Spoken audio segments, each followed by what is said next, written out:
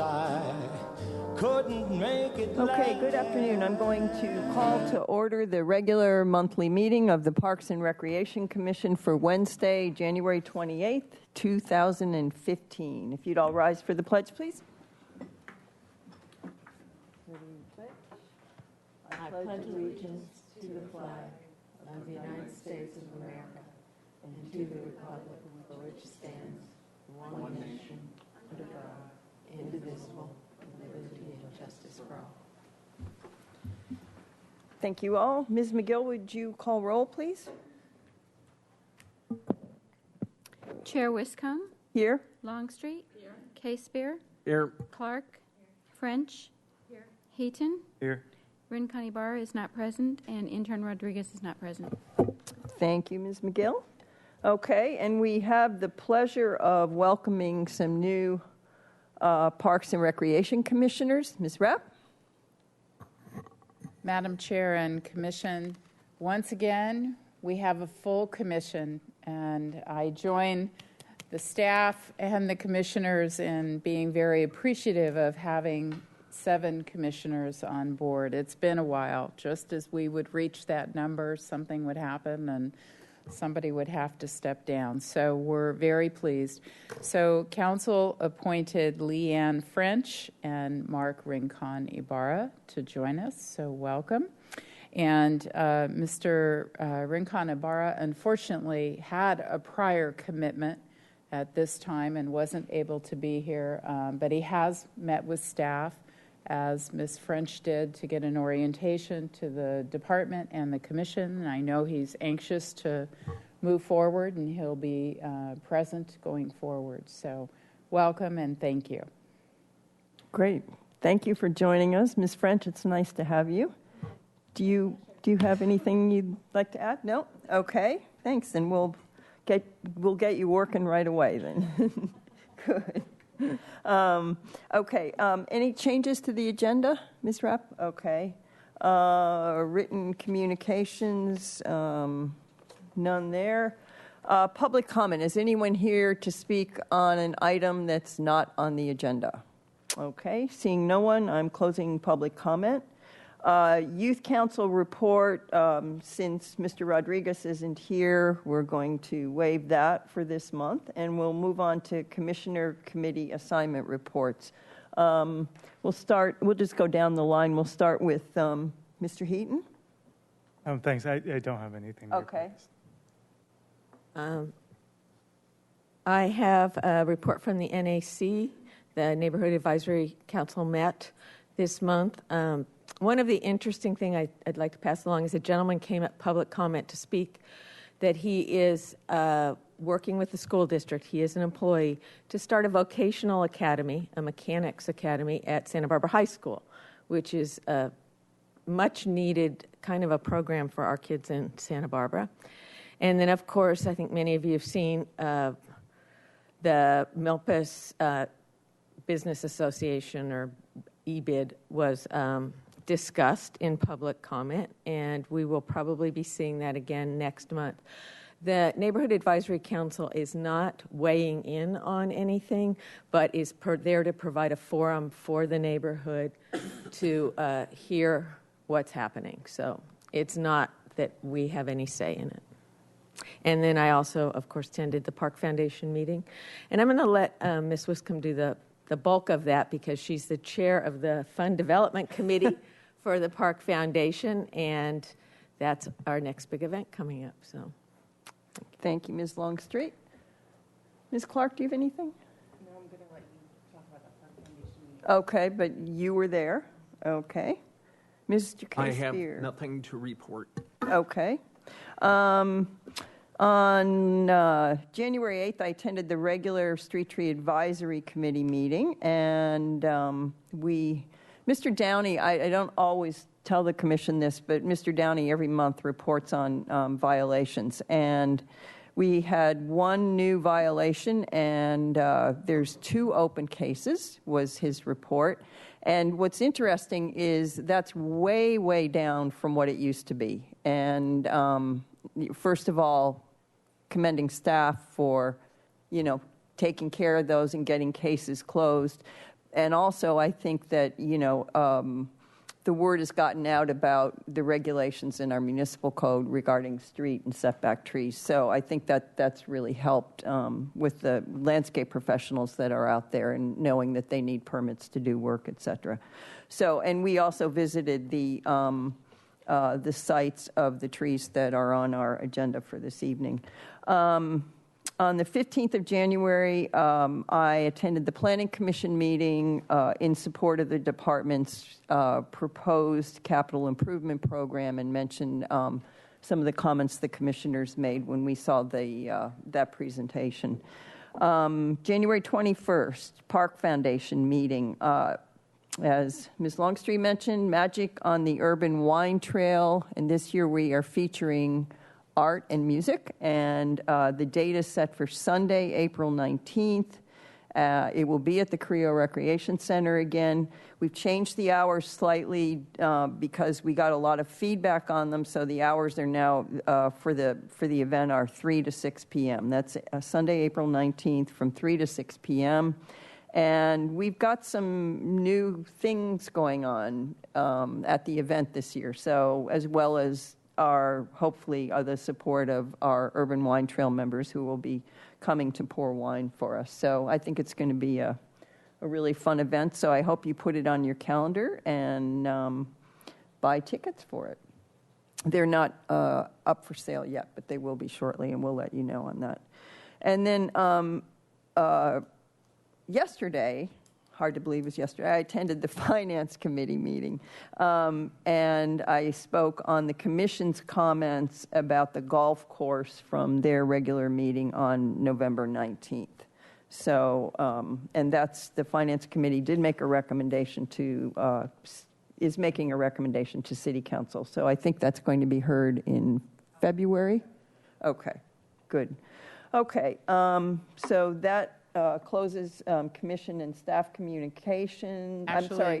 Commissioner Committee assignment reports. And now we're on to Commission and Staff communications. For some reason, I always have trouble with that. And you're always going, oh. Sorry. That's okay. I know how to speak my piece. So, Commissioners, I have asked Recreation Manager Rich Hanna to introduce our new aquatics supervisor. Mr. Hanna? Chair Wiscombe and Commissioners, I am truly excited to be here tonight to formally introduce Tony Scholl as the new aquatics supervisor. And before I describe why Tony was selected through a pretty rigorous process, I thought I'd take this opportunity just to give you an update on the scope of this position and what it entails, and then why Tony was so unique to this. Unlike other cities, this position truly handles the ocean, the beach, and the camp activities as under the direction of one supervisor. In a lot of cities, you see the beach and the pool operations divided with two supervisors handling each of those.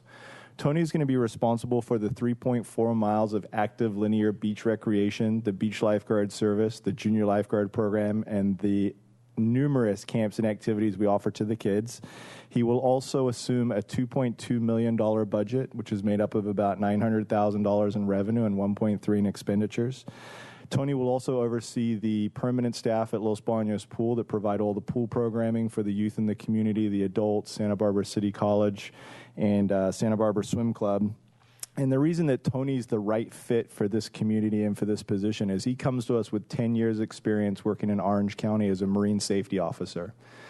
And when he kind of segued out of that as a full-time marine safety officer, he worked for the city of Poway as a park ranger, a senior park ranger for 5 years. And ultimately that led him to want to move back into aquatics, and recently was the aquatics specialist for the city of San Clemente. So Tony brings with him the crossover aspects that make this position so unique, and I think he will be a good fit. Finally, I would just add that Tony inherits this position after maybe only 5 other aquatic supervisors in the past 5 decades. So he has some big swim fins to fill. And he'll be leading over 100 hourly employees and contractors, and I know that he'll bring that same enthusiasm to the aquatic community here in Santa Barbara. So with that, I've asked Tony to just add a couple of comments, and then I'll turn it over to the Commission.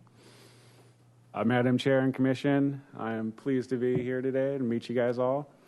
I'm excited about the opportunity to serve this community as the City of Santa Barbara's aquatic supervisor, and I'm really looking forward to building on the strong traditions that the Parks and Rec Commission, as well as the city's Park and Rec Department and Aquatics divisions, has brought to the community. That's it. Thank you. Thank you very much and welcome. How do you spell your last name? Sholl. Okay. Everybody likes that C in there, but.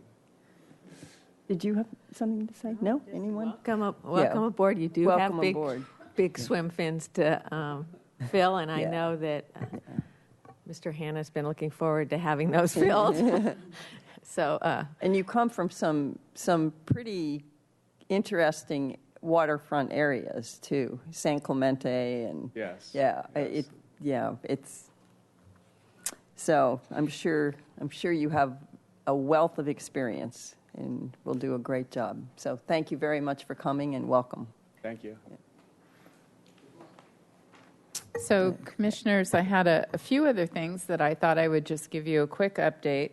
I am going to talk about golf, but before I do, I just thought I would mention that yesterday at City Council, the City Council received a report from the Infrastructure Council Subcommittee, and so they did decide to move forward as the committee recommended with hiring a professional to come in and do a poll on options that the city might consider for funding some of the infrastructure needs. And so there was a very good presentation on the work of the committee. So if you have an interest in that, you might want to go to the city's website and watch that.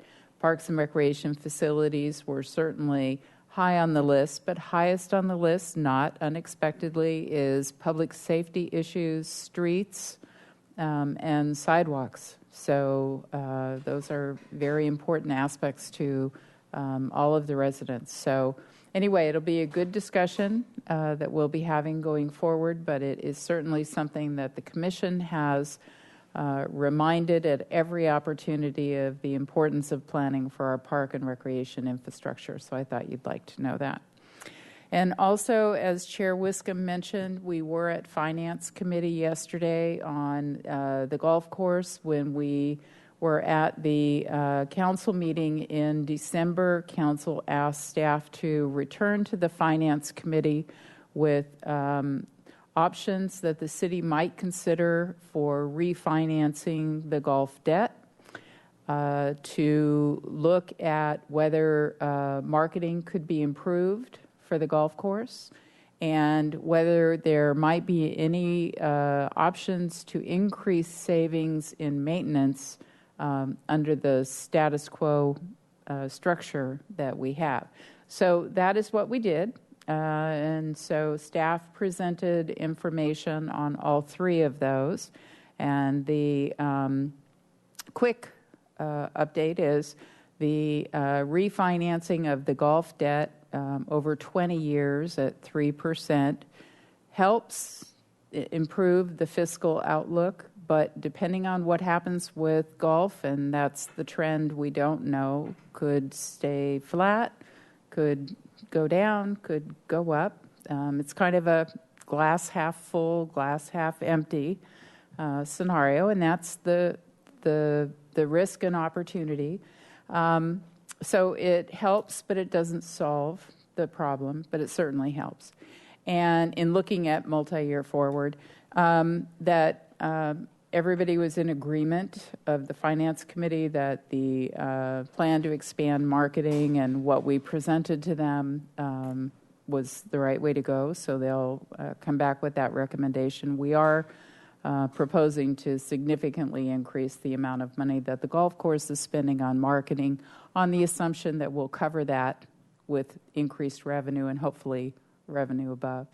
And then on the maintenance side, we were pretty clear that we've pretty much cut everything that we can cut. There aren't a lot of opportunities there, and we have serious concerns about backfilling permanent positions with hourly staff, given that we can't work hourly staff more than 1,000 hours a year. And so the difficulties in hiring, training, recruiting, hiring, and training staff on that kind of a frequent basis. When you have a small workforce and a 7-day-a-week operation, it is a challenge. So we will be going back to council. The recommendation was to go forward with the marketing and the refinancing, and I think for now the feeling is that, leaving status quo but revisiting the option of contracting out maintenance in the future if it was needed. And I expect there will be more discussion about that. So it's clearly a difficult discussion for everyone. And the biggest part of that is we really don't know what the future holds for golf. We've been relatively flat for the last few years, which would incline one to think we're doing pretty good. But what we don't know is what's going to happen with the local golf market, what's going to happen with the drought and the impacts to the course and all of that. But so that's kind of where we are. So we expect to go back to council on February 28th. And so we'll be looking for some direction at that time so that we can prepare the golf budget for the next 2 years. So, and Chair Wiscombe, I didn't know if there was anything that you wanted to add to that. No, I think you covered it. Ms. Lungton, you have a question? Yeah, and we're still on the timeline of June 2016 as being sort of a hard date to have some difficult decisions made. No, June 2015. Okay. June 20, here's again, framing the timeline. The 2 concessions that the golf course currently has for the restaurant and the pro shop, they end on June 2016.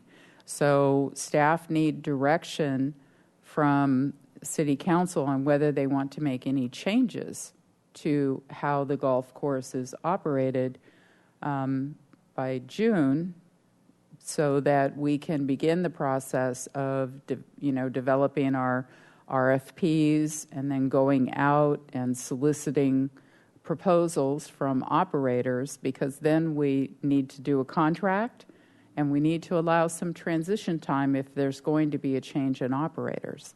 So that's why, although the date of June 16 is when the change would happen, we need that staff time to put things in place and have a smooth transition. Anyone else?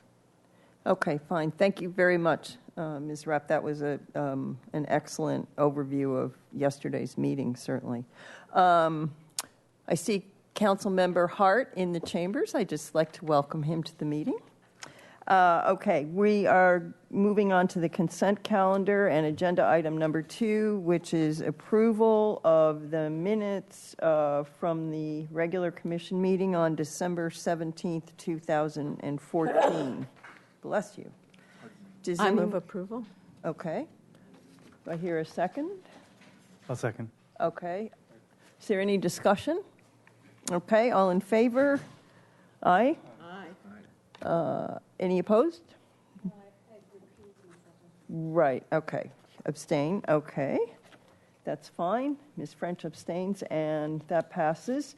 So now we're moving on to agenda item number 3, and it's which is the Street Tree Advisory Committee items, and any action of the Parks and Recreation Commission made pursuant to the Municipal Code, Chapter 15.24, Preservation of Trees, may be appealed to the City Council within 10 days. So we'll move on to agenda item number 3A1, which is 2212 De La Vina Street. Mr. Downey, welcome. Chair Wiscombe and Commissioners, at 2212 De La Vina Street, there's a jacaranda that is in the front yard. It's received some lack of care over the time. New owners would like to remove the tree because their tree care person is advised that it's diseased and eventually will become unstable. And the committee looked at the tree and the materials that were supplied. They determined that although unhealthy, the tree is not in imminent danger of falling. It appears to be stable at this time.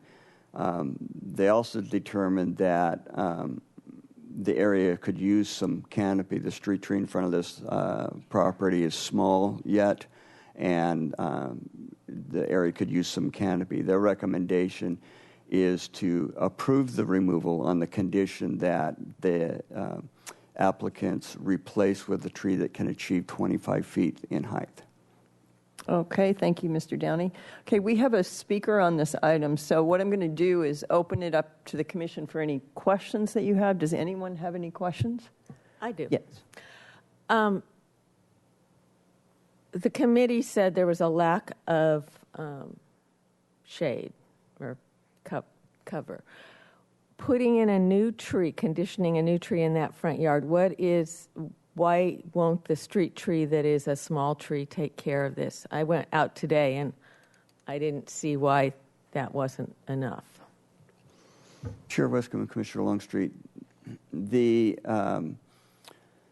jacaranda in the parkway is in a parkway that's a little bit small for that species. It will limit the size of the tree to some degree. The committee determined that a new tree in a similar location of the existing tree could fill in the void that this tree this tree removal would leave, and also fill in the canopy with the street tree, because it's not going to develop as large as it could in a larger parkway. Okay. And the pine tree doesn't serve that purpose? The giant pine Chair tree? Westcombe, Commissioner Longstreet, it does provide canopy in the area. The committee just felt that there's more needed. Okay, does anyone else have a question? Okay, I'm going to open it up for comment, and we have one speaker on this item, Jennifer Richardson. If you'd like to come up and give you a couple minutes to speak, welcome. Great, thank you. Good afternoon, commissioners. My name is Jennifer Richardson. I'm an agent of the owner. We've lived there. We moved there just over a year ago. And the reason, I know this is a pretty straightforward item, but the reason we came down today is because there were two statements made by the Street Tree Advisory Committee that gave us some pause and a little bit of background. We've had 4 or 5 arborists out recently, not for this tree, but there's a tree in our backyard that we're concerned about the stability of, and we want to make sure we do the right thing. And for each of those that have come out, we have them just take a look at this one. And all of them had said this tree's essentially 90% dead. The greenery that you see there, that's the best we got all year. We thought maybe it was just not doing great and it would bloom like the other trees, but that's as good as it got. And the other item that concerned us was the statement that the tree is not unstable. And when we've had people out, there's 3 major root systems, and 2 of them are essentially dead. So even I can get the tree rocking pretty good if you push on it, which the condition to replace the tree gave us a little pause because we're going to re-landscape the front. If you looked inside, the grass is dead. We let it die. We're going to re-landscape. But we don't have a plan yet. So I don't want to wait to take down an unstable tree until we have a plan for a new tree. So I guess that's more a question for staff. If the condition does go forward, that it be replaced, what the timing is, if we can replace it later. And if we do need to replace it, if it needs to be in the same spot, I agree with Commissioner Longstreet that the pine tree next door is quite big. And if we were to replace the tree, I'd almost perhaps want to put it on the other side of the yard. And just a side note, the jacaranda in the parkway, there's a similar sized parkway across the street that has jacarandas as well, and they're quite large. They're larger than the 2-3-story Best Western right there. So those were just the items we wanted to raise. Thank you for your time. Thank you very much. Appreciate your coming and speaking. Okay, I'll close public comment and we'll open it up to the commission for discussion. And yes, Mr. Casebeer. Mr. Downey, in response to the applicant's concern about being limited on replanting another tree, is it possible to move it to the other side of the yard? Is that okay? Or do they have to replant in that same exact spot?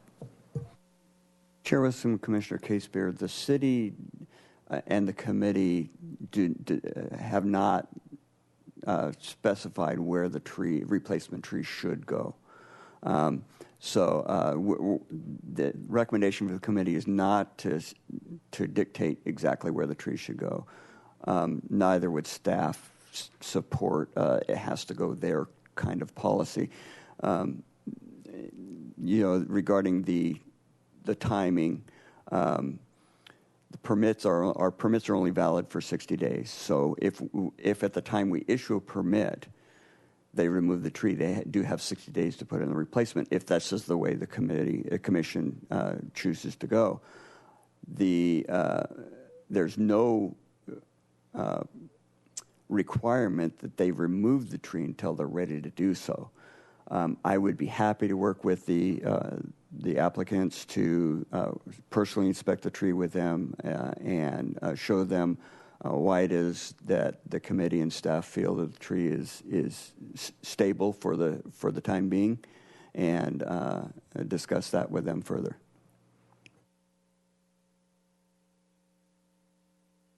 Anyone else?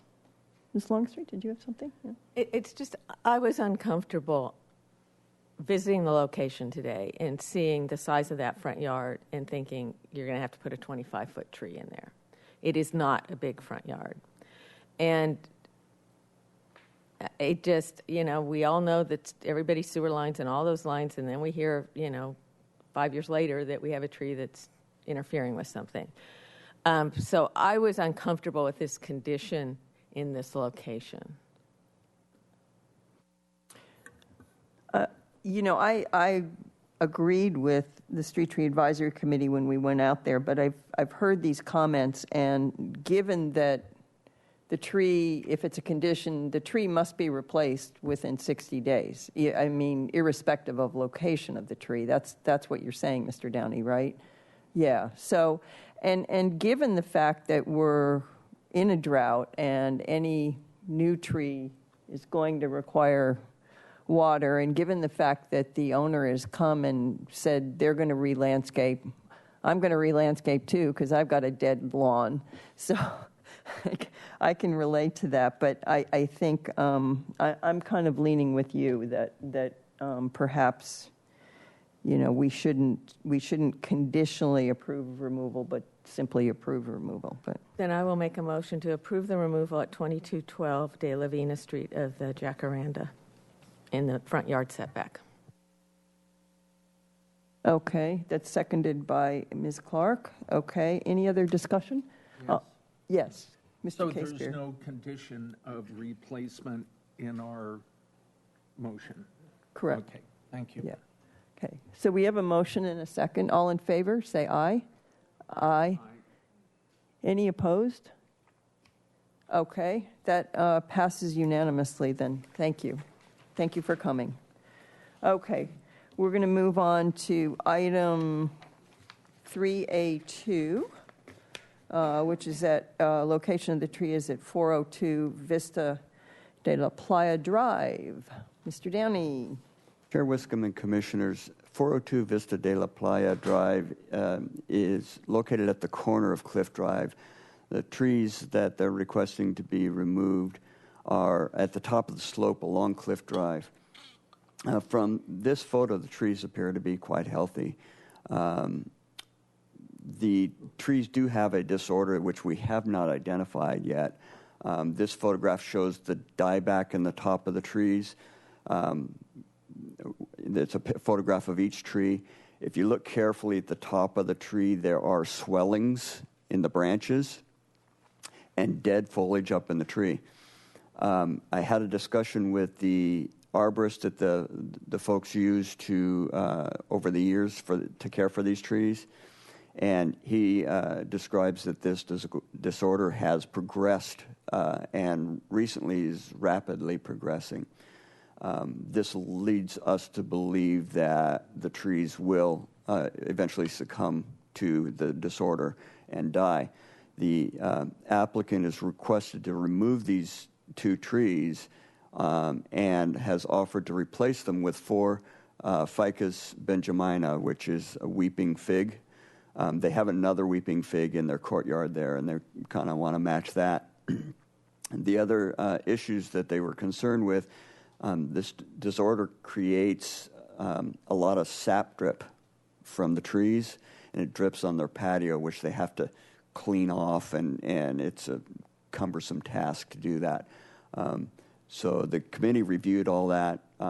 They determined that there would be a community benefit to removing these 2 trees and replacing with 4 new trees. Their recommendation is to approve the removal on the condition 4 minimum 15-gallon Ficus benjaminas are planted as replacements. Okay, thank you, Mr. Downey. We don't have any public comment on this, so we'll just open it up to the commission for any questions and discussion. Anyone have any? The thing I'll say about this one is that the applicant was there, and they already have a Ficus benjamina in their yard, which they love and is flourishing, and they're very eager to replace these 2 with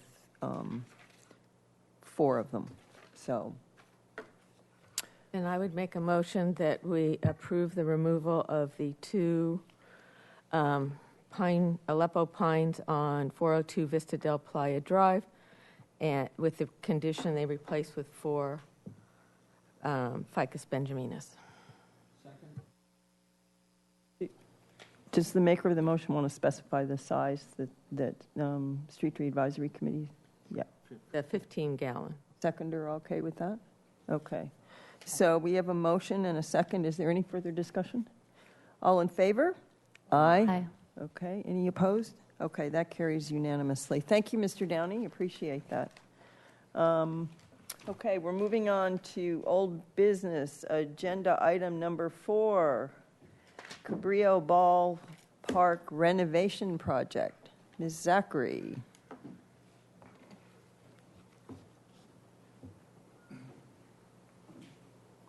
Chair Wiscombe, members of the Commission, I have with me Justin Van Millem. We're going to share today's presentation to you on this project. Justin recently joined our department as a planner in our project management program, and he is a key lead on this project. Also want to acknowledge that Rich Hanna, our recreation manager, and Santos Escobar, our parks manager, are here. What we are going to present to you today is our effort at picking up a project that started well over 4 years ago, now that we have some council funding to move it forward, take concepts and discussions from back then, as well as consider improvements that have made since then and where we'd like to go, to present some concepts for moving forward with this project so that we can go out to bid and hire a park planning, design, engineering firm to actually draw up some plans. So with that, the project objectives for new commissioners and those that have been here for the last 4 years, our objectives have always been to enhance and support the use of the park as a ball field. That's what it's been since its inception. It is considered one of the city's premier ball fields, and there are opportunities to improve it. It's well used today, and to enhance those for other field opportunities. Also expand recreation opportunities, and that comes out of both prior issues that we've had at the site and then also being opportunistic. Given where we are today with recreation development in the city, what can we be doing that's different or that enhances the services that the city provides? We also need to remember to promote and maintain safety at the park for both park users and park employees. Infrastructure is a need. We've done some upgrades. Many of the other needs are from areas of the park that haven't seen a lot of attention in a number of decades. And then aesthetically, over the years, the park has changed. We've had to remove vegetation to address safety issues. We have some trees that are underperforming. And we also have different areas of the park that we think we could enhance and make the park more inviting. So those are our objectives. So to give us all an orientation, Cabrillo Ballpark is located in the city's waterfront. This is where it shows sort of in relationship to other activities in the vicinity. So you'll see just to the right or just to the east, that's Dwight Murphy ball field. And actually there we go. The zoo is over here. This takes you out to East Beach. The Cabrillo Pavilion and Bathhouse is here. We have a children's playground in this location, a very popular beach area, as we all know. The historic Chase Palm Park continues to the west. This is the large hotel that's opposite the park. And then there's another hotel here on the corner of Milpas. These have residences, and then we also have some commercial businesses in the area. And Cabrillo Boulevard, obviously, is the major ocean thoroughfare in the city. Looking a little more closely, just to orient the commission, again, here is Milpas Street, Cabrillo Boulevard, and this is Calle Puerto Vallarta. And so when we look at this site, we're really looking at all three of the entrances and then what activities occur within the active park area. So just a little bit of history and background. In 2010, the department and the city were facing some very challenging conditions at the park that had safety issues for staff and general park users, but also were making the park much less usable for the people that it was intended for, youth and adults playing ball and other field activities. The Parks and Recreation Commission held a hearing in February of 2011 to discuss the issues that we're facing at the park and to begin scoping a renovation project.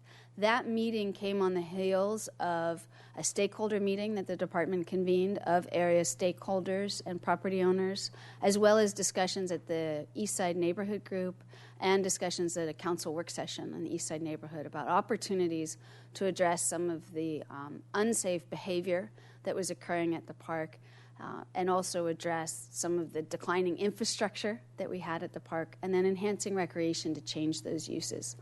Since that time, we have moved forward with some improvements.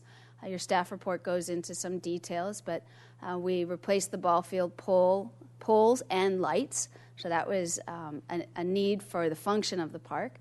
You also see in this rather drastic photo in the bottom right, it looks like it's more like a wading pool or the bird refuge. We have had flooding issues at this site in the past, to some extent due to a faulty storm drain system.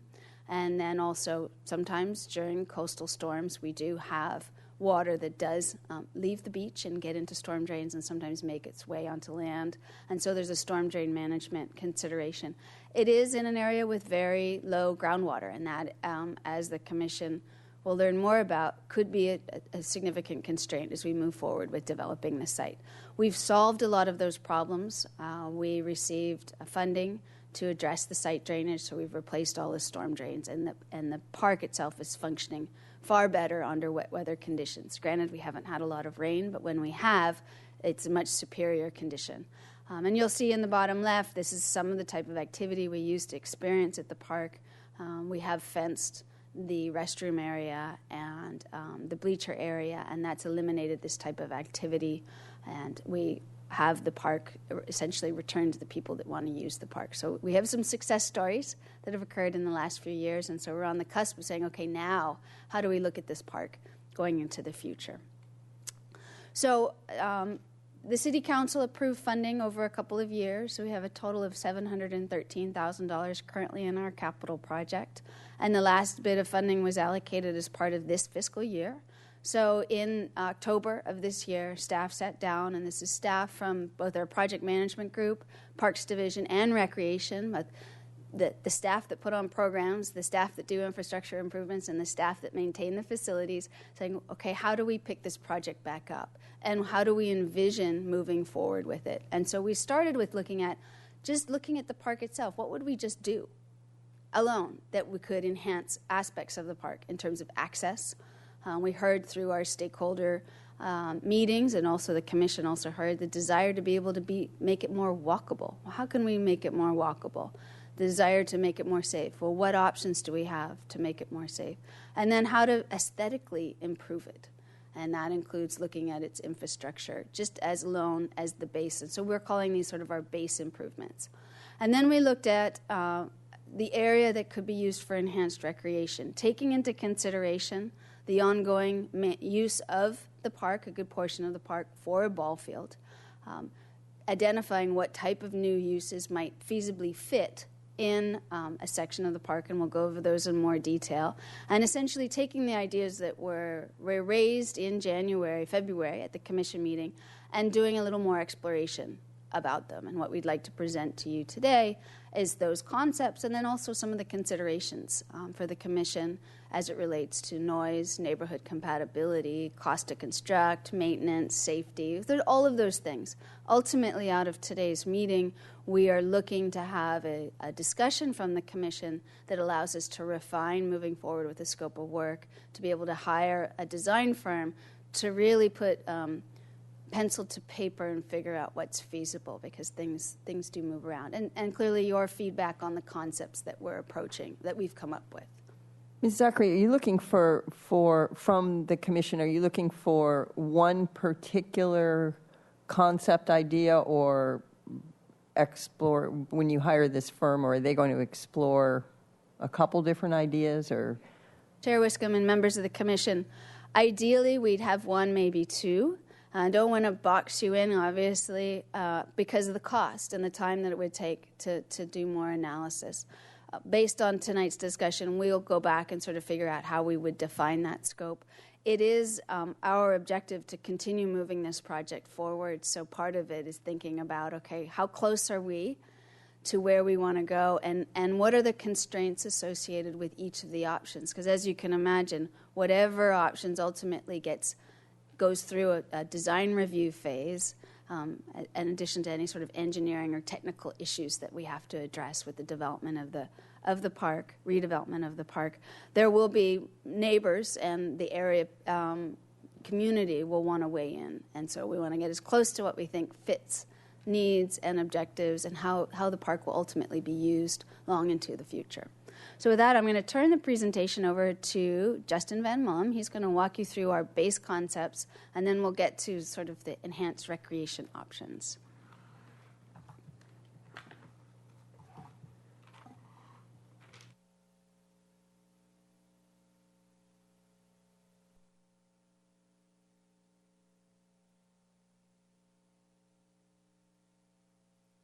Madam Chair, members of the Commission, I'm going to jump right into the improvement base plan. So as you can see, the property is a triangle shape, which creates three different entrances: the west, the east, and the north. And I will walk you through each in more detail. Right now, I want to go over some of our main goals for our master plan, which hopefully we can incorporate into our coastal development permit. Conceptually, there are a few items to look at and to include. They are enhancing entrance points of the park, also pedestrian access by creating some type of exercise path where you may go around 3 times and reach a milestone that would be located with signage. Also, opening up views of the park, defining the active areas of the ballpark, and using the home run fence to do that. And by using that home run fence, it will delineate the improvement area, which would be our recreation option here, and also create a more passive area. As you can see, we've got these pathways that would walk you around the more congested, pinched points in the park. And then also upgrading landscaping, the infrastructure, which could include path lighting, signage, irrigation, and then last but not least, continuing to promote and maintain park safety. Here we have the west entrance. This has the sharpest angle, which creates a very prominent location for the artwork. So we looked at that and decided it needed a prominent setback, a buffer. So we've done that by creating a new lawn area, and that's delineated by this pathway that cuts the corner. Here is the improvement area, and this is approximately 16,000 square feet. It's basically 120 by 130, and that includes setbacks from the road as well. Along Cabrillo Boulevard, we have a very generous existing parkway. It's 25 feet wide with mature planting sprinkled throughout it. And then there's also a brand new sidewalk that's approximately 8 feet wide. We'd like to mimic some of that on the Calle Puerto Vallarta side, which currently does not have a parkway. It has one single tree that separates between the sidewalk and the street. And then most of the other trees, which you saw on your site visit, are currently don't look too healthy, are on the opposite side of the sidewalk. So we'd like to increase the planting to create a separation for the pedestrians and the cars, the vehicles, the street, and then widen the sidewalk.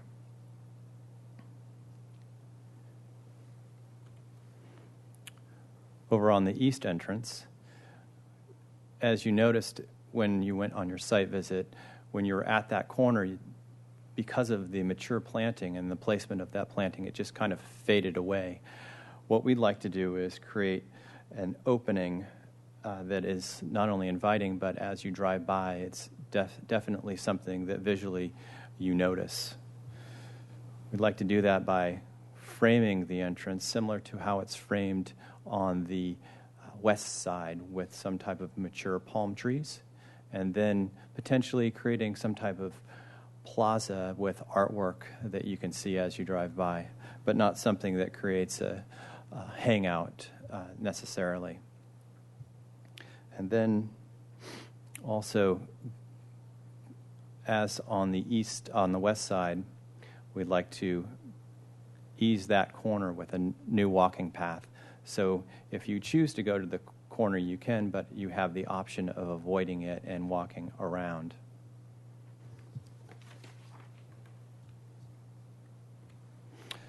To the north, this is a 90-degree angle, but most of the built infrastructure is fairly close to the corner, which, as you walk around it, it gives you that feeling that you're crowded, very close to the circulation.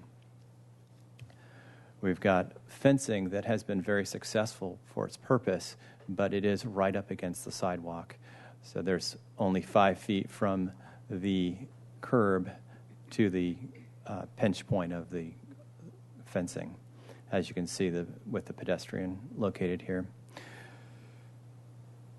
And then we have gates that have been located right next to the entrances to both of the bathrooms, the men's and the women's, which is difficult for circulation. And we have graffiti that periodically will happen up against the building. It's very visual, easy to see. And then circulation around the corner, it pinches. You have to go right to the very edge where the stoplight is and walk around it. There's no way currently to ease the corner.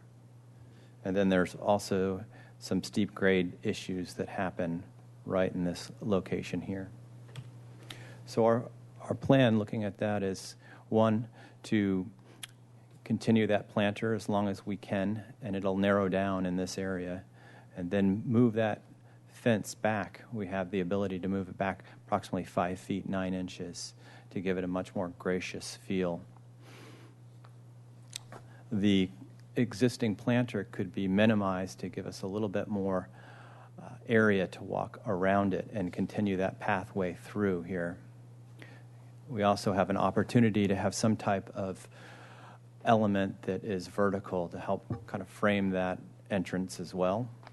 And then move the gates over to an area where there's plenty of room for circulation and make the gates a little wider, a double entrance, because when it's open, a lot of people come back and forth through the gates.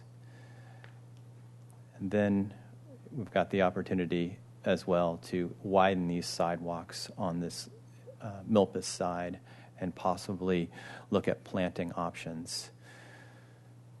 And then there's also the opportunity potentially to put the signage for the park right up against the building, which should minimize the canvas for graffiti, and then we could hide some lighting up into the gate, to the eaves.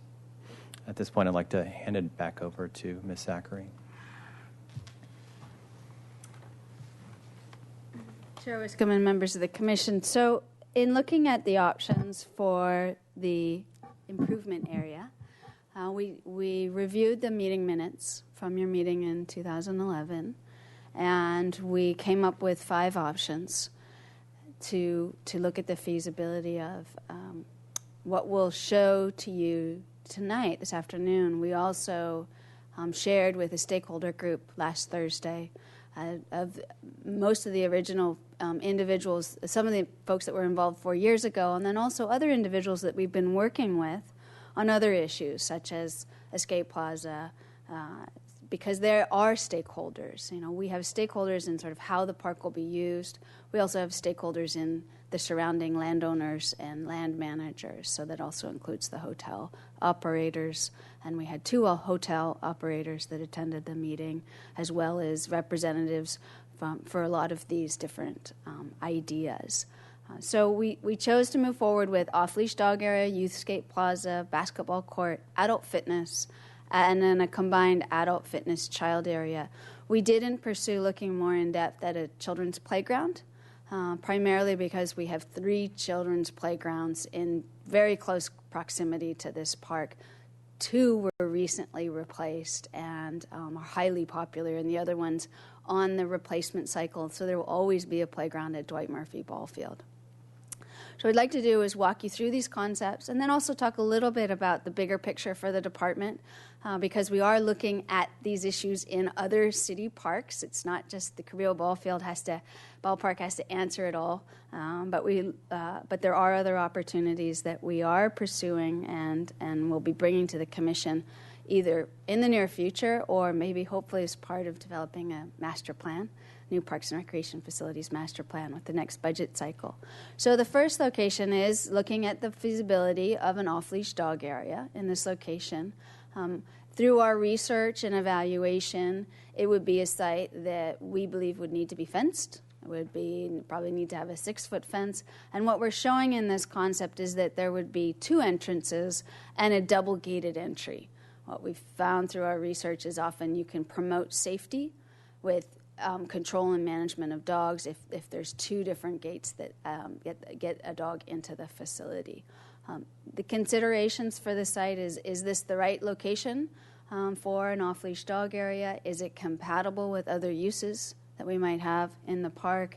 Is it compatible with the adjacent land uses? And how would it be used and who would it be used by? And what are the considerations for the management over time and the safety issues that we might have? You know, with dogs, just like with any activity, there's always safety considerations. So that gives you a sense that it is an area that could be used for a fenced off-leash location. The fencing is another consideration too, considering we are, in the waterfront area. In your staff report, it talks a little bit about the dog off-leash feasibility study that we've been working on. It's our plan to bring it to the Commission next month, and we have identified through that effort a number of different park locations for further evaluation. One of them would include Dwight Murphy Ball Field in an area that is less utilized, and other ones are sort of sprinkled throughout the city where we think perhaps there is a better fit, because anytime you change a use, you're eliminating another use, and so we're cognizant of that as well.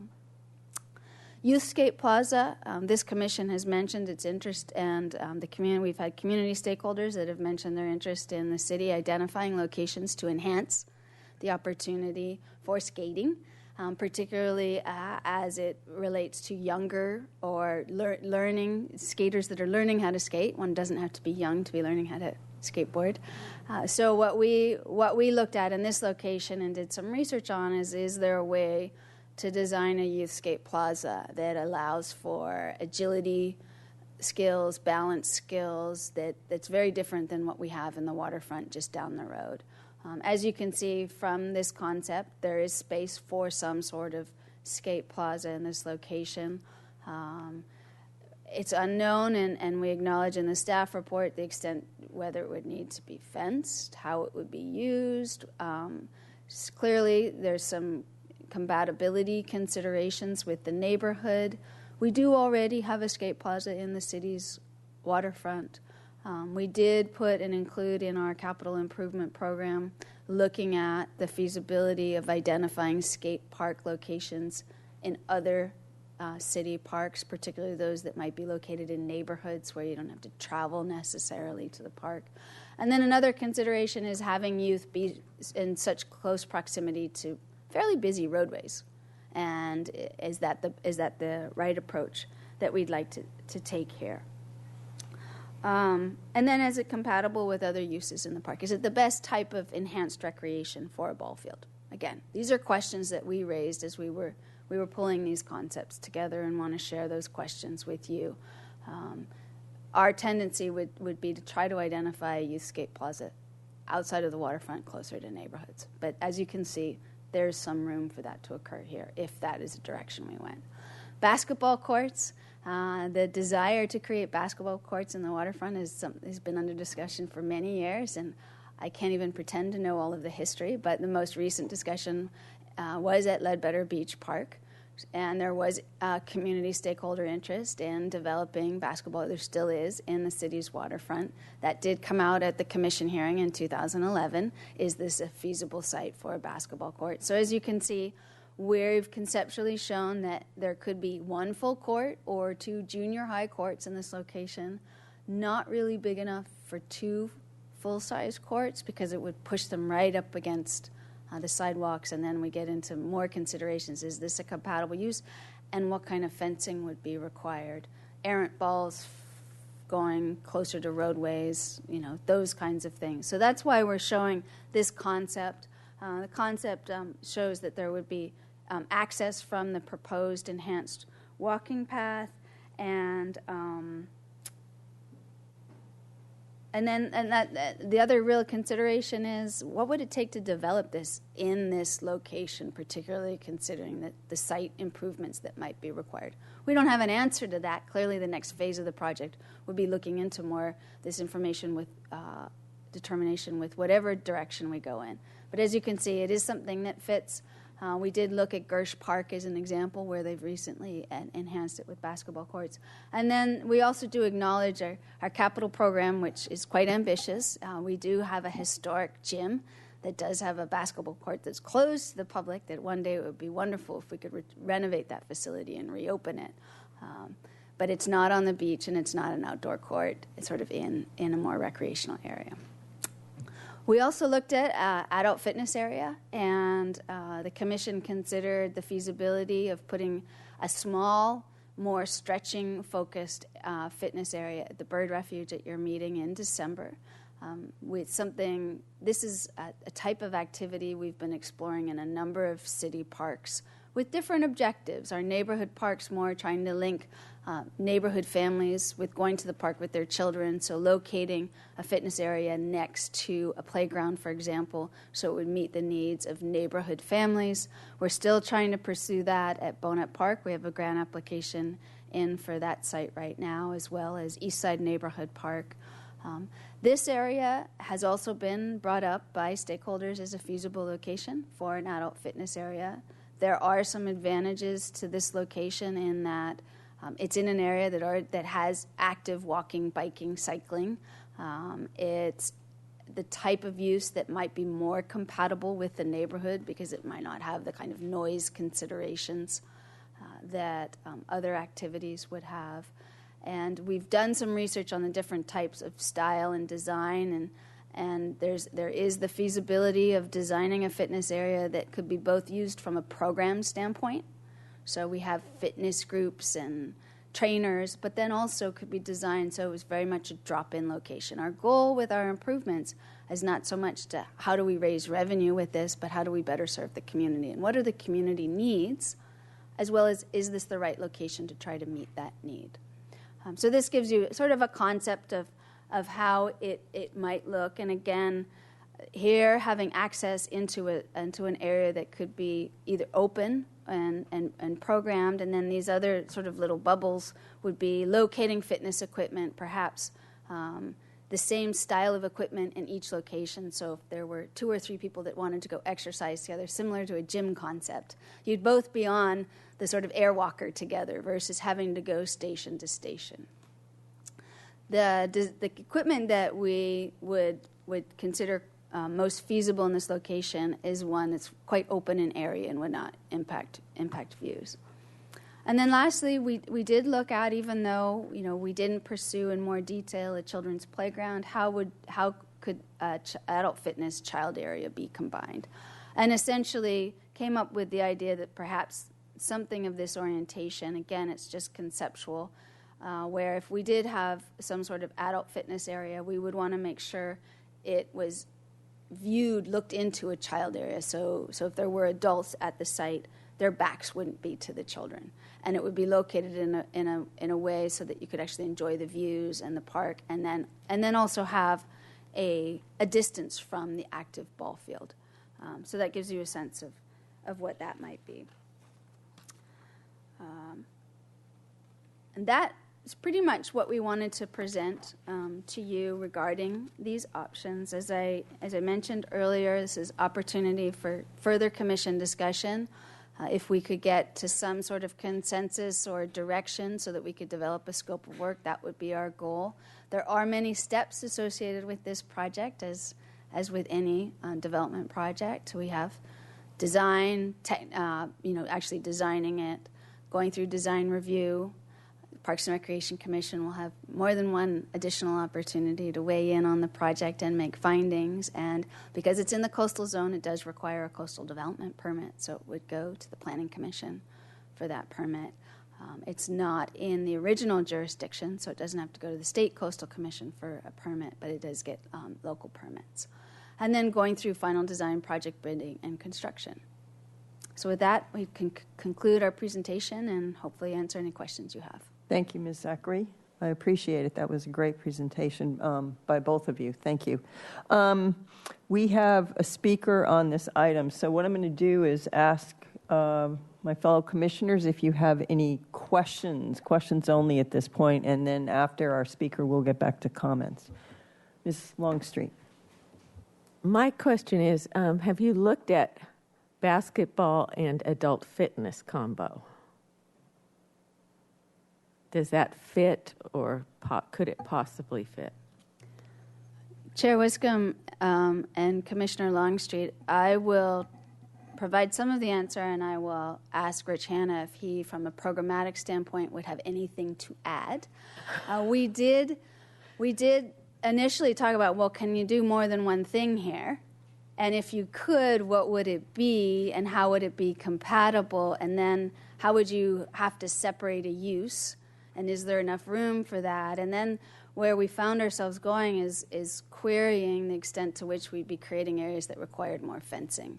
And one of our objectives in looking at the concepts for this site is to minimize the need to separate uses by fencing, the one exception being the proposal to create that home run fence, because we anticipate it would enhance the use of the ball field, yet also separate that. But I'd actually like Rich Hanna to further sort of talk about programming and very active use with something a little more passive, adult fitness equipment. Chair Wiscombe and Commissioner Longstreet, I guess the simple answer here is yes, you could have a basketball opportunity with adult fitness equipment placed throughout the park, but I think what we've looked at is the compatibility of adding those two exercises in that space, given that the ball field still remains active. So I don't want to say that it has to be one complete focus in that area, but there's already going to be a lot of active recreation going on within inside the ballpark area, within inside the proposed home run fence. We're also going to be expanding our drop-in soccer opportunities for under 10. And then to add adult fitness equipment and a basketball opportunity there, and then delineate all of those different activities would seem pretty challenging. It's not outside of the realm, but I would say it would be challenging to program it effectively and safely. Yeah, my thought is basketball sometimes appeals to young adults, but I mean that's who I see playing at the schools is high school and college age, and if it's a pickup game, there's always somebody sitting around. Would they be sitting around and then could they exercise? It just seemed like a natural to me, but I understand what you're saying. So if it worked, it would be nice. Yes. Have you considered the need for additional bleachers around the ball field? Now that pony baseball is coming back, and the usage of the ball fields is definitely on the upswing. Parents love to come see their kids play. Do we have adequate bleachers? Chair Wiscombe and Commissioner Case-Bear, to answer your question pretty bluntly, we have adequate seating there. I think in a lot of our parks we have too many bleachers given the types of activities. I think adding pony baseball there as a practice site has brought youth back to that area. It's programmed the field from 3 to 5, which is a window that wasn't currently being used.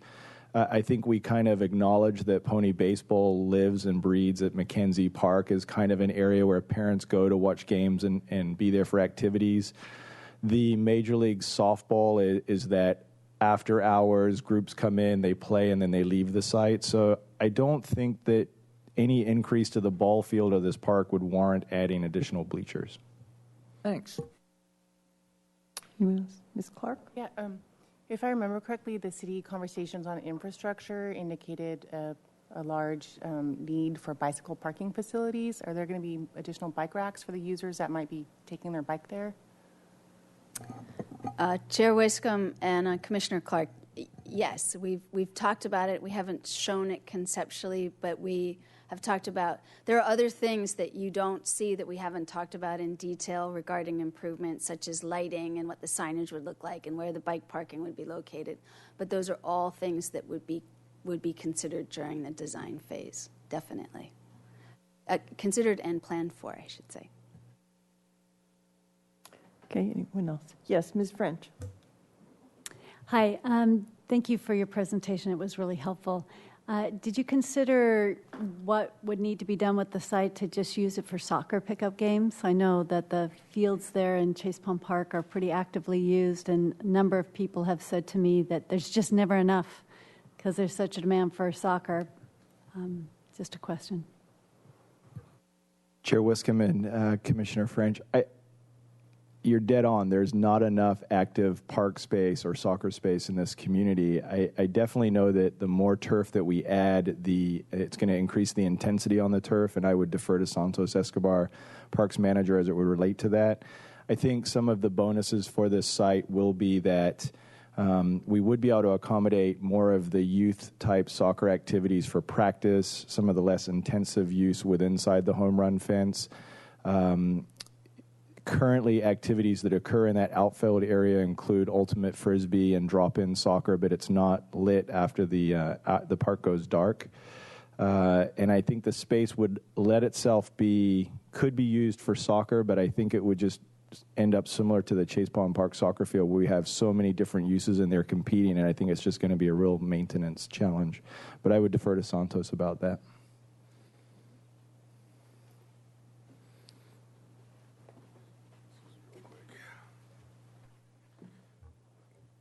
Good evening, Chair Wiscombe and Commissioner French.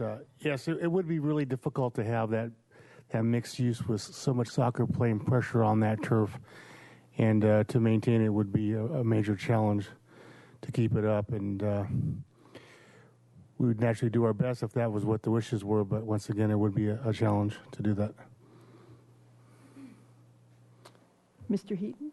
Yeah. Thank you. I have one question on the circular path concept that you brought up the point that it's tight, and we saw it on our site visit, kind of constrained near the restroom. Has the idea of extending that curb to capture some more space, has that been considered, explored, if it's even viable for a curb extension?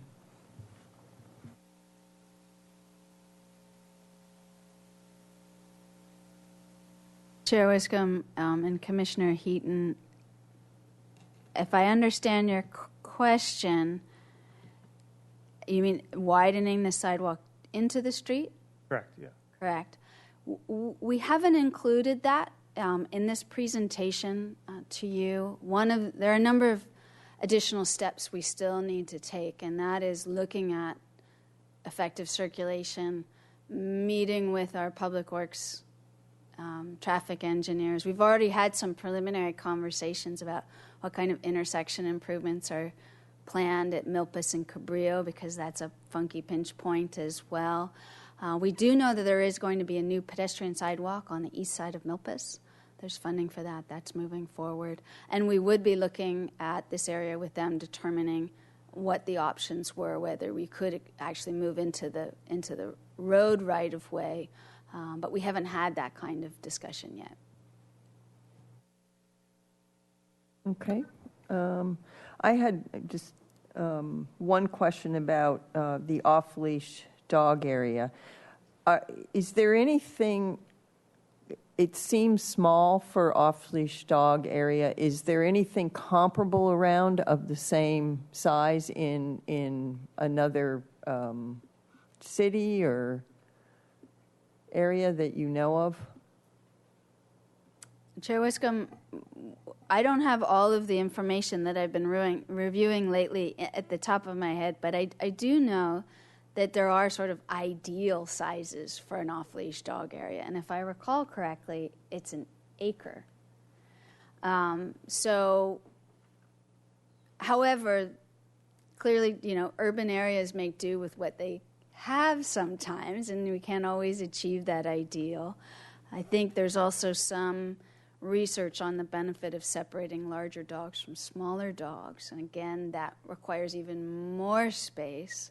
One of the challenges we will have as we look ahead to opportunities in existing city parks is where can we squirrel in these opportunities to at least try to meet some of the need. The space, and I don't even know how much dog per square foot you would have, but it would not be a large off-leash dog area.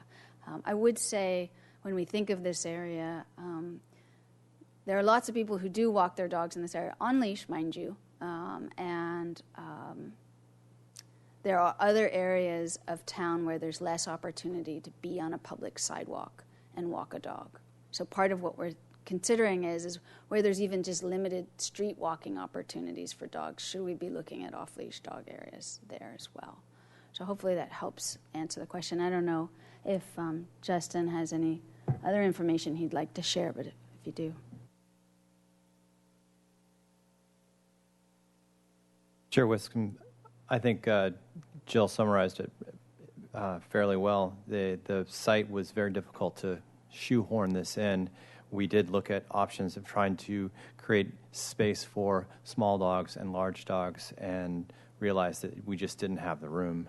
So we went with what we felt was necessary with setbacks for fencing next to the roads to be equal for both sides, and came up with this space which would work for a certain number of dogs, but it certainly isn't going to fit a huge community need. Thank you. Okay, thank you.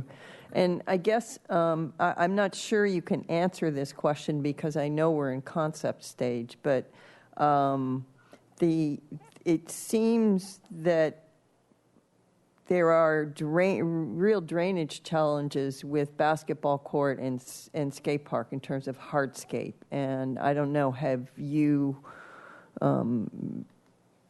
are there ways around that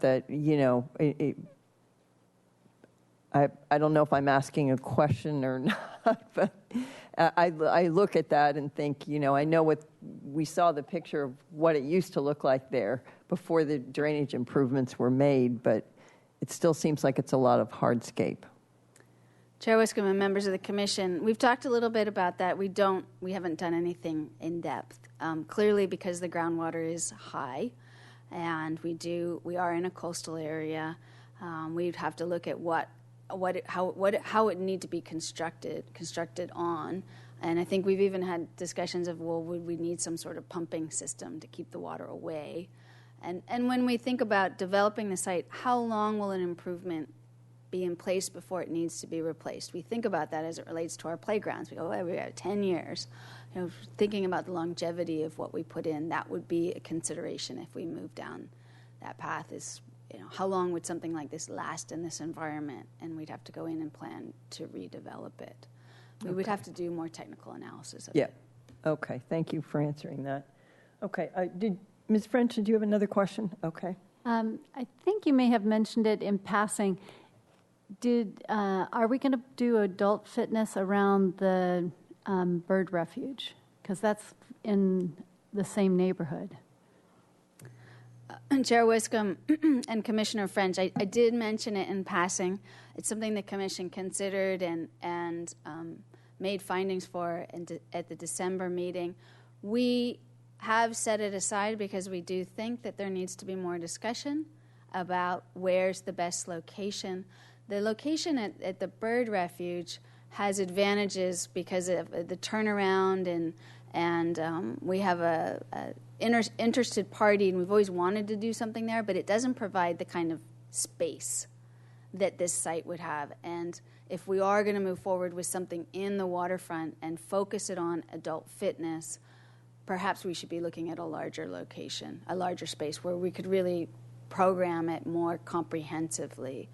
The bird refuge was opportunistic, and then as we were delving more into looking at the Cabrillo ball field, I thought, well, we have that, but we need to consider other. It's kind of like the dog off leash options too. It's like, remember, there's alternate locations, what really works in the bigger picture. So we would not recommend doing both. How's that? Okay, thank you. Okay, I'm going to open it up for public comment, and Councilmember Hart filled out a slip. You certainly didn't have to. I'm sorry. I didn't know you wanted to speak. But we'll start with Sharon Byrne from the Milpas Community Association. Welcome, Ms. Byrne. I'm here this afternoon on behalf of the Blue Sands Inn and the Fess Parker, neither of whom could attend today. We did attend a meeting last week that we saw this exact same presentation, and at that time, the Santa Barbara Inn was there. Jill, do you mind going back to the slide that shows kind of the park and then the surrounding property? The comments that came back from both that one's good. Both the Fess Parker and the Blue Sands. So the Santa Barbara Inn down here at the south end of Milpas Street in Cabrillo, next door to it is the Blue Sands Inn. Okay, so there's 3 hotels around the park.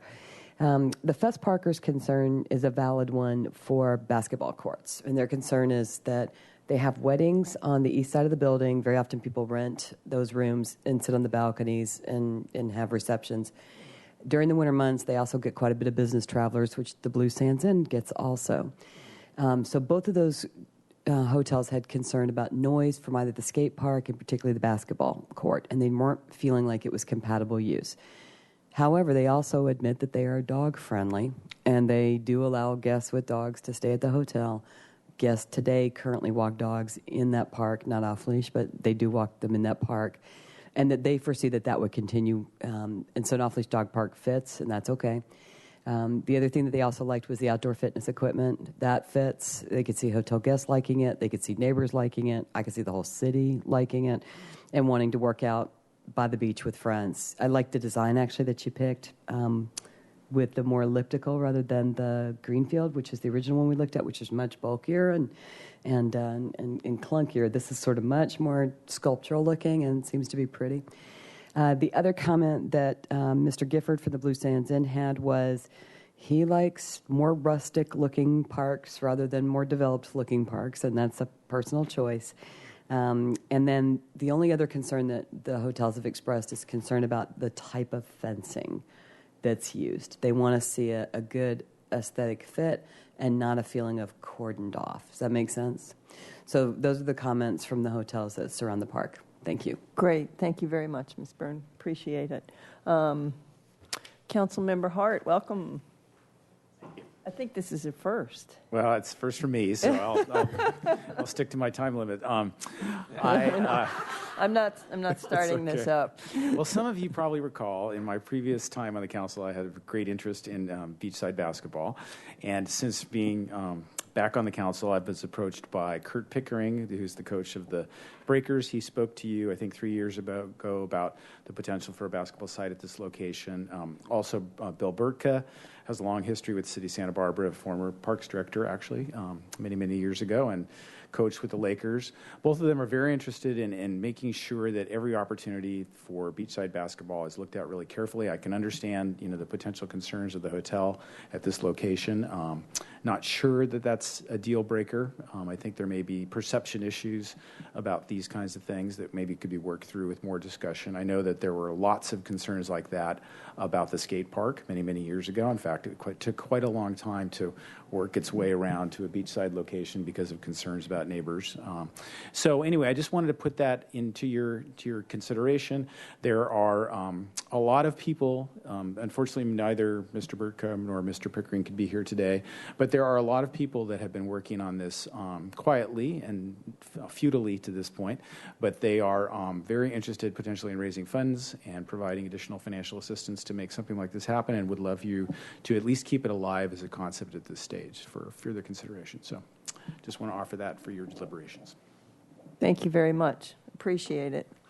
Okay, I'm closing public comment, and we're going to open it up to the commission for discussion and hopefully some recommendations for staff on so we're going to provide recommendations on renovation options for further evaluation and preliminary design, and as Ms. Zachary said, hopefully one or two concepts. Yes.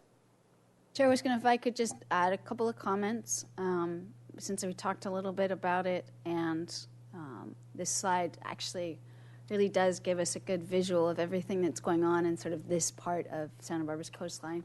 I mentioned Dwight Murphy Ball Field, as you can see right here, and what we are looking at as it relates to, and I'll just point out, there is, the playground is at this location.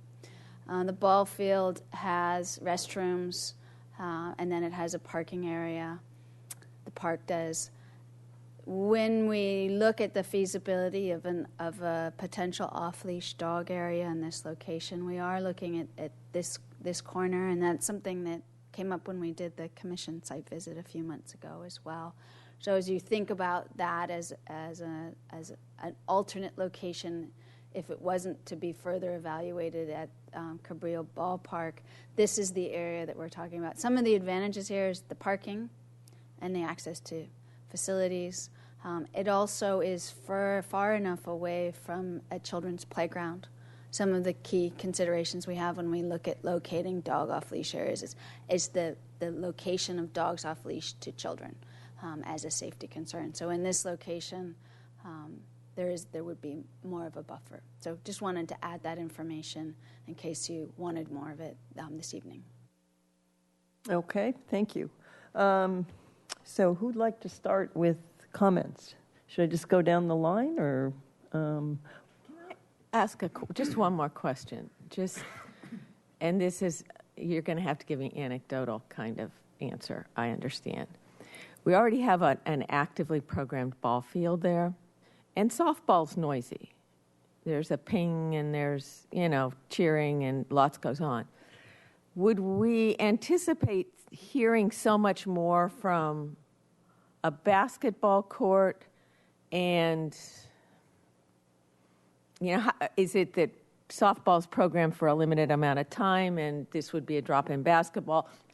Help me a little bit with noise issues, or if you can. And Chair Wiscombe and Commissioner Longstreet, I'd ask Rich Hanna to also answer this question. I think part of it is the location. So it's the act of changing the use in the sort of western location of the park would be a new use versus an existing use that's in the sort of north entrance. So there's that consideration. Is it different? I would defer to Rich to see if he could answer that, but that's where we're thinking we're changing the use. What does that mean? Just take that into consideration. Not that it would preclude anything, it's just a consideration.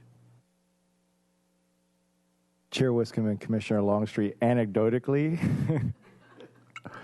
I think that the basketball type operation activity is not necessarily going to generate any sort of additional cheering from a crowd or any of those types of things. I think there's obviously it's more of a team setting right there in that location, which kind of abuts the Fess Parker's hotel. But I think what I've heard as it relates to the basketball is just there's the constant pounding of the basketball up and down and so forth. And I think people say that versus how often is a hit actually delivered in the softball area.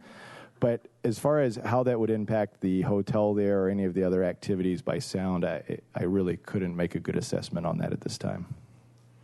Thank you. Madam Chair and Commissioner Longstreet, I think that there are some comparisons to tennis. And there is a tennis facility at the hotel, albeit off to the side. But I think it's a legitimate concern because it would be a different use. But I think that it's something that gets weighed in balance. Mr. Casebeer, go ahead. I think all 5 uses have their place.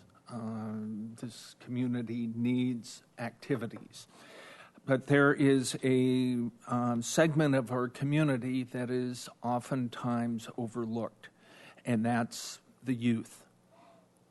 The Lower East Side, teenage kids that love to play basketball, need facilities to go and play.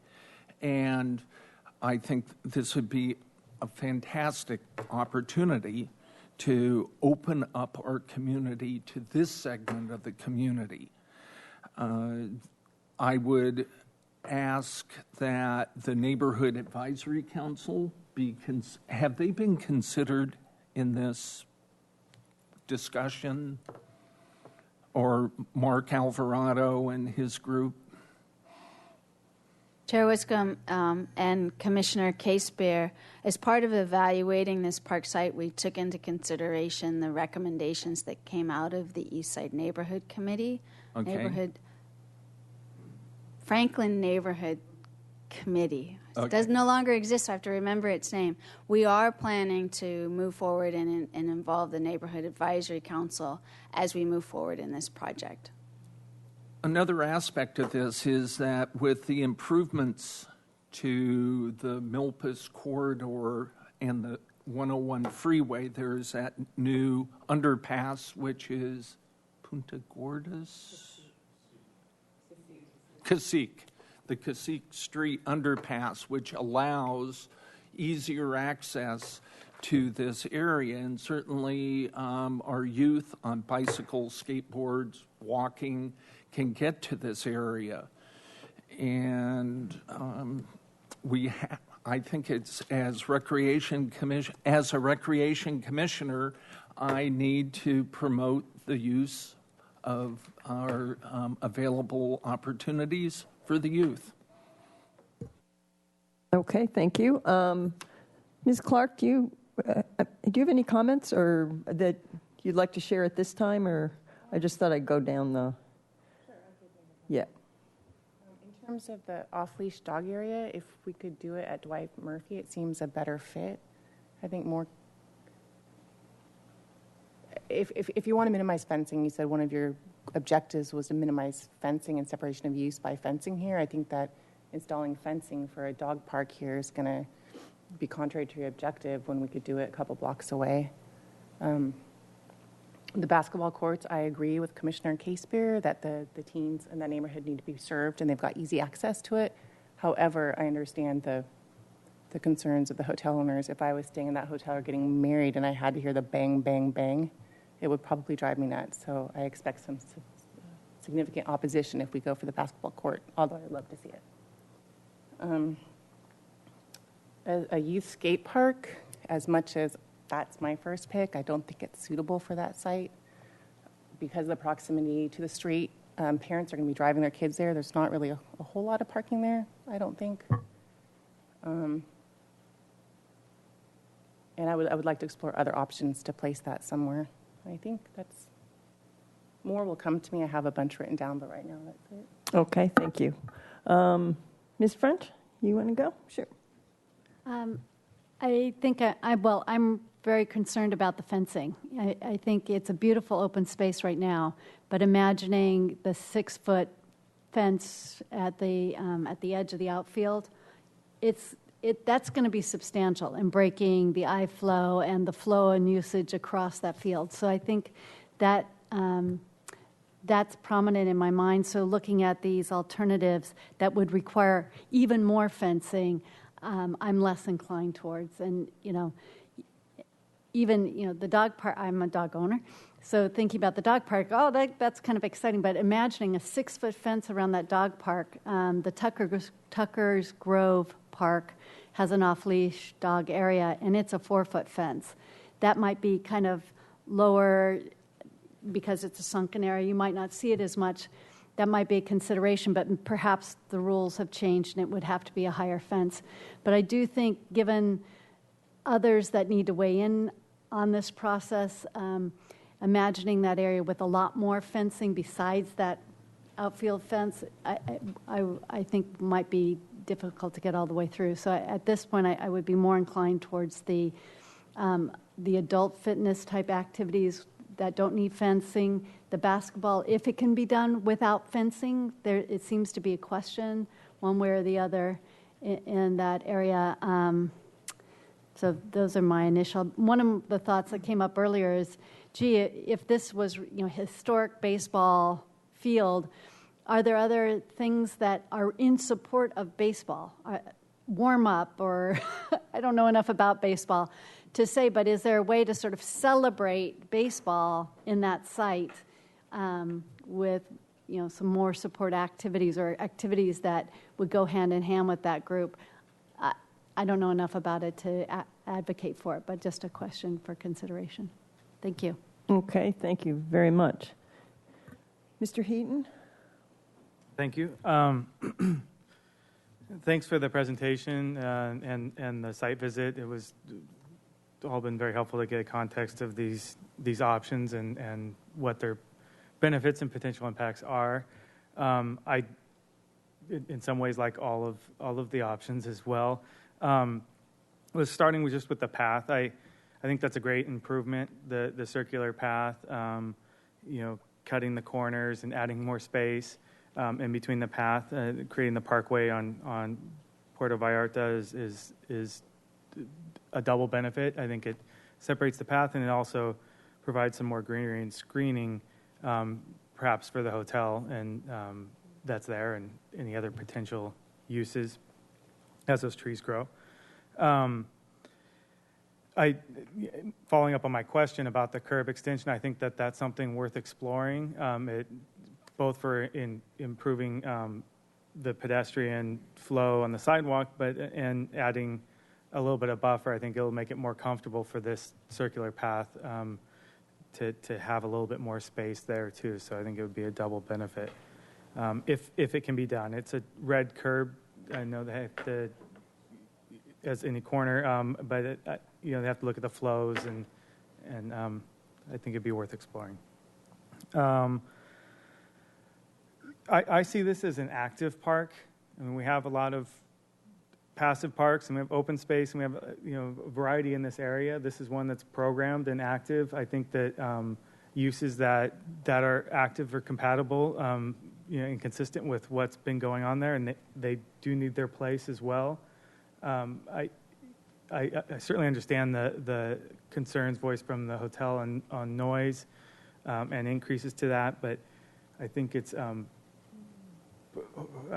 It seems to me like it may be less than when it plays out, given the slope down from Puerto Vallarta and the improved screening and the actual amount of frontage in the aerial that you see is I don't think it's going to be that much. I mean, once it's all set back, some of these options, the basketball and, for example. So I tend to like the basketball option. I like the youth skate park. I think it's a good place, given the open views to it, lots of eyes, and I see it as a very, not a low profile park. So I think it could work. I also think they may work well with the drainage issues and tying into the storm drains and drain inlets that are there. If engineered right, it may actually be a benefit for those to sort of direct the water flow. And we can see in the aerials and on the site visit that area has had troubles with the turf. So these hardscapes do seem like they may be an improvement. We're not really losing. We're gaining in the battle maybe. Although the test plot with the salt tolerant turf did look good, so I'd like to see more of that.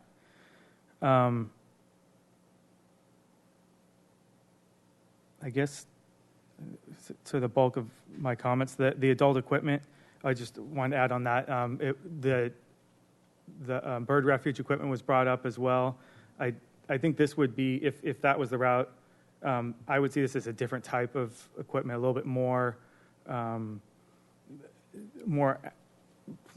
activities could be done. The other equipment was to be more of a stretching, sort of low impact equipment. So I think it could be compatible to have both of them.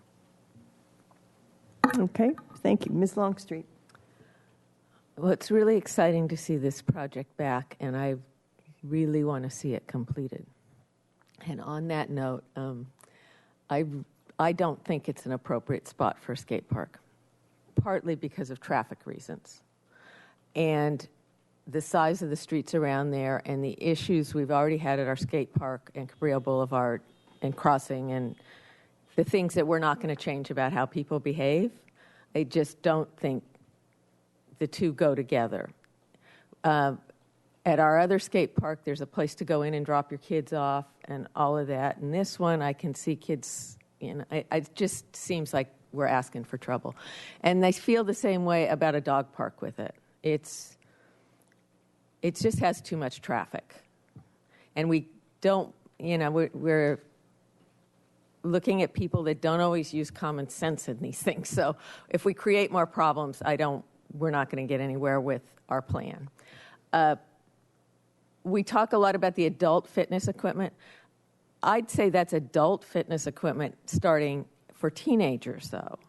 And we have a lot of young athletes and young adults in our community that train down there. And I'm talking about when my kids played soccer at Santa Barbara High or volleyball, they'd ran those areas, and if there were equipment, I can pretty much guarantee you our coaches would be bringing those kids into it. So I see it as not just aimed at adults, but all the way along. And I love the idea, because I recall from that hearing in, 2011, that what we heard from the community was, give us something measured out to walk. We need a place that we can exercise. And if you had some, simple equipment for people that are beginning and, how you could use it in different ways, I think that really offers an opportunity to the East Side community. Currently, has been a big push in the weight loss program in the East Side, the pre-diabetes program at Franklin School. I mean, there's been a huge emphasis, and this seems to play right into that. So I really like the idea of the fitness. Now, with that, I'd love to be able to see us put a basketball court in there, too. I'd almost envision a circuit area, and that may not happen and it may not be possible, but where you had more of a circuit around the edge of the park to do different exercises and really could encourage people. I mean, when I was walking this morning down the other end of Cabrillo, there was a group of runners obviously doing some training. We have a very active community. So I think this would offer a great benefit. And I just don't see compatibility for the dog park or the skate park or a children's playground in that area. So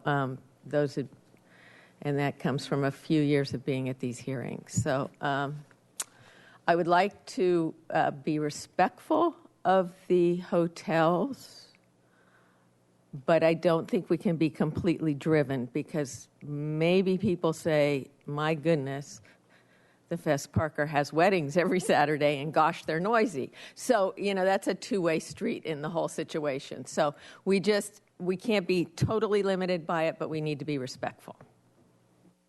Okay, thank you. I have some comments here. I'd like to thank you all for your presentation and answering our questions. I know at concept stage it gets kind of difficult, but I'm just trying to think of where to start here. I think this is not an appropriate place for a play area because of what you said before. We've got a new one at East Beach, and we've just got them around, and I think that we don't really need one here, and it would have to be fenced for safety. I have to agree with Ms. French's comments. I wrote down all of your comments. You were concerned about fencing. I as well am concerned about fencing. I think that this is a gateway to the city. The Chromatic Gate stands out, and people come down Cabrillo and from the freeway and say, "Whoa, I'm in Santa Barbara." And I think a fence really detracts from that. And so, therefore, for me, the dog park, I don't think this is a suitable site. I agree with Commissioner Clark that we should look at an option at Dwight Murphy. I think the site's too small for an off-leash dog area, and the fence is also, I think, going to be that would be a deal breaker for me in that area. Let's see. I really appreciated the thoughtfulness given to the walking paths and the landscaping around the park. That was a big, huge comment in 2011 from a lot of people. And it's also a great place to walk dogs. I see people walking dogs there all the time. So the youth skate area, I think and we don't need another waterfront one. I think we do need a youth pocket park skate area for younger kids. But I think that it should be located inland where we get some variety. I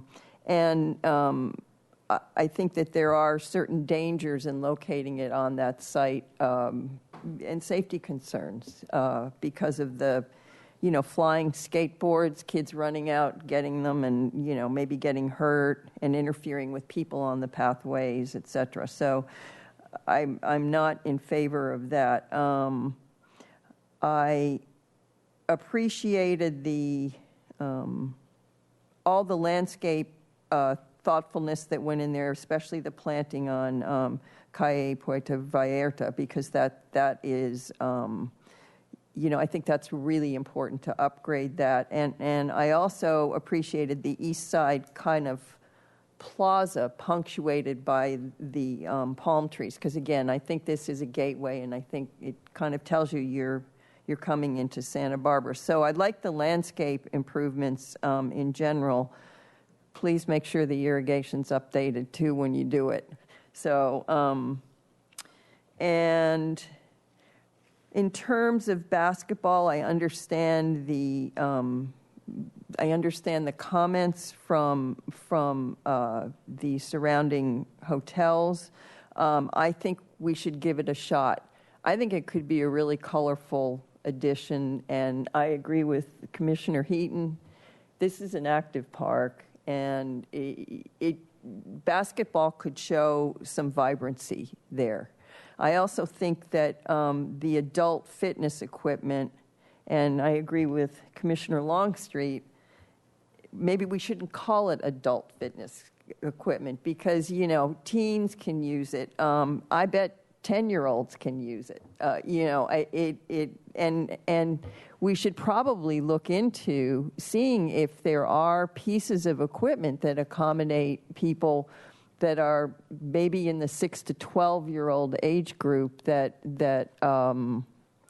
would normally go to a 6 to 12-year-old playground. So it would certainly be worth exploring. But I think that the basketball court and the adult fitness area, or adult fitness equipment, are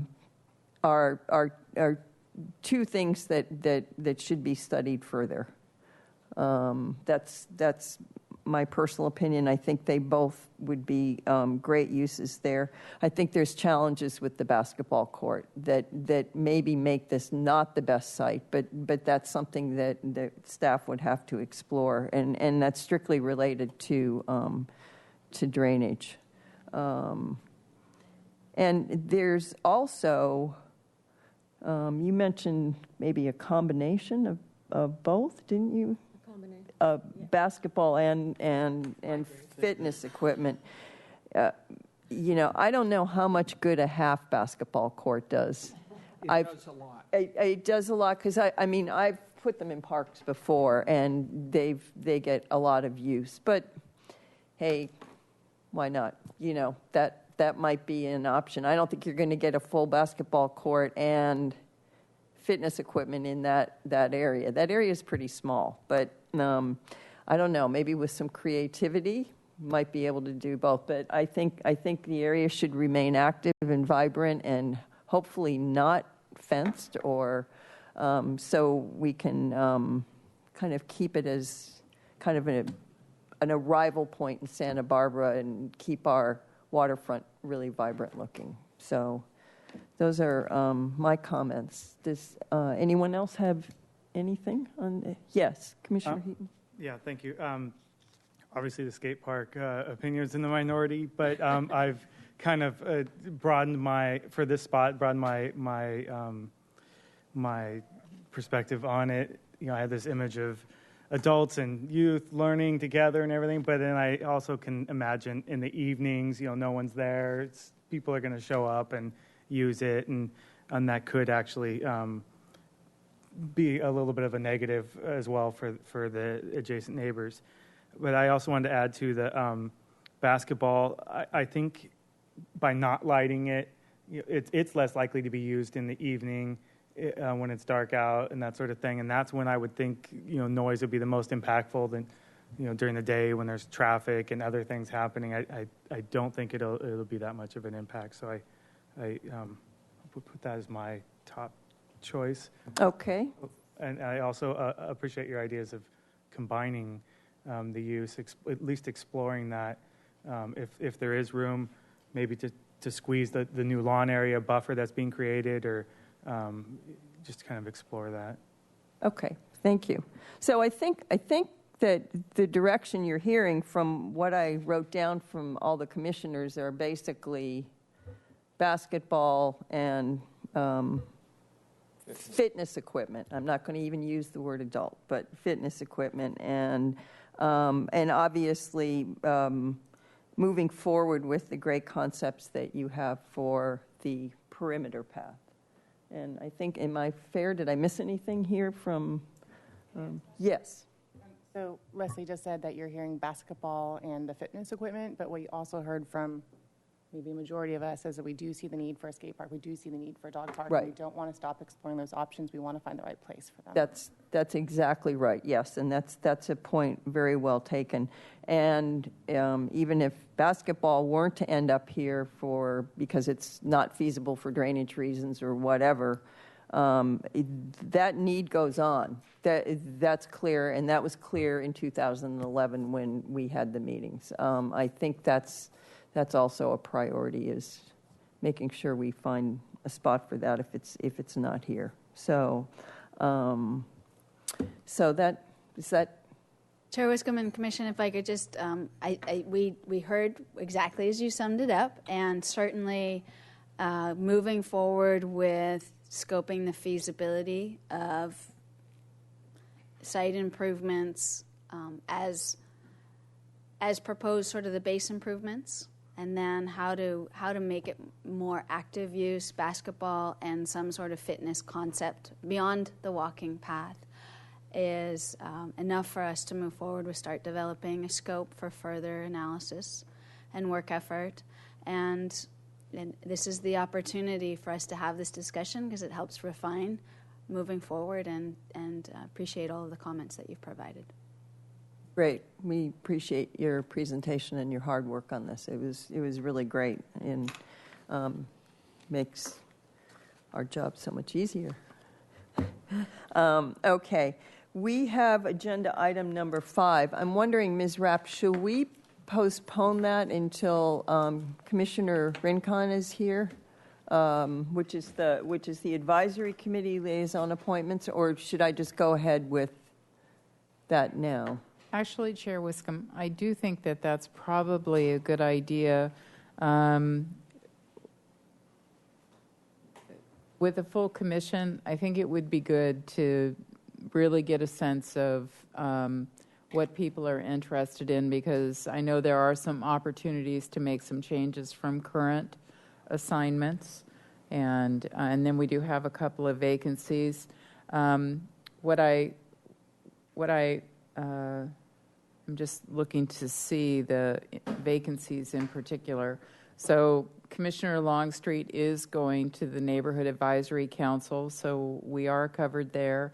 And Chair Wiscombe has agreed to be the interim Gulf Advisory Committee. So I think we're covered in terms of commission liaison to committees for the month, and I think it would be good.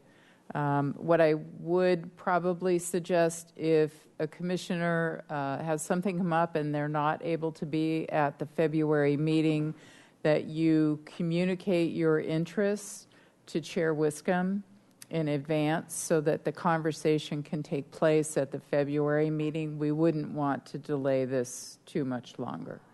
But okay. I do agree. Okay, great. Well then, yes. Along this line, I currently serve as liaison to the Youth Council and to the Arts Show. And if anyone has an interest in being a liaison for the Arts Show, it would lighten my load, and I would appreciate it. Okay, so we'll take that up next month, if that's okay. Okay, so we have postponed agenda item number 5 until our February meeting. And with no further business, this meeting is adjourned. Thank you all.